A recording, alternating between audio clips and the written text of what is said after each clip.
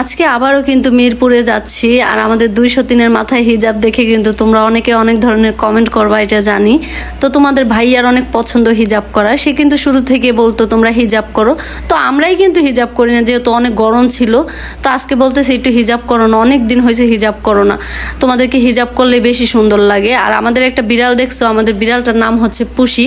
তবে দুঃখজনকভাবে বিড়ালটা কিন্তু আমরা অন্য আরেকজনকে দিয়ে দিচ্ছি, যেহেতু আমাদের বাসায় থাকা পড়ে না বেশি একটা। তো বিড়ালটা কে দেখাশোনা করবে? সব জায়গায় তো আর বিড়াল নেওয়া সম্ভব না, কারণ সবাই বিড়াল পছন্দও করে না। তো আমাদের যাওয়ার পথে একটা কি ঘটনা ঘটলো সেটাই বলি। তোমাদের বড় আপু, আমি যেখানে বসছিলাম জানালার পাশে বসা ছিল, আমাদের সামনের সিটে একটা ছেলে ছিল। তো ছেলেটা ফোন টিপতে আসে, হঠাৎ একটা লোক এসে ওর ফোনটা নিয়ে চলে যায়। তো এখানে আবার আচার দেখলাম, তো মিরপুর গেলে আমরা কিন্তু ভরপুর খাওয়া দাওয়া করি। তো এখান থেকে একটু আচার খাইছি, আচারটা অনেক মজার ছিল। আর রাতের বেলায় কিন্তু মিরপুরটা আমার কাছে বেশি ভালো লাগে। তো আবার চলে আসলাম বেলপুরি ফুচকা খাইতে।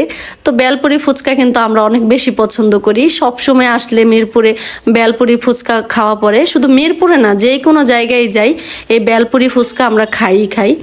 তো আবার এখানে হচ্ছে চিকেন ফ্রাই আর হচ্ছে চিংড়ি ফ্রাই নিছি।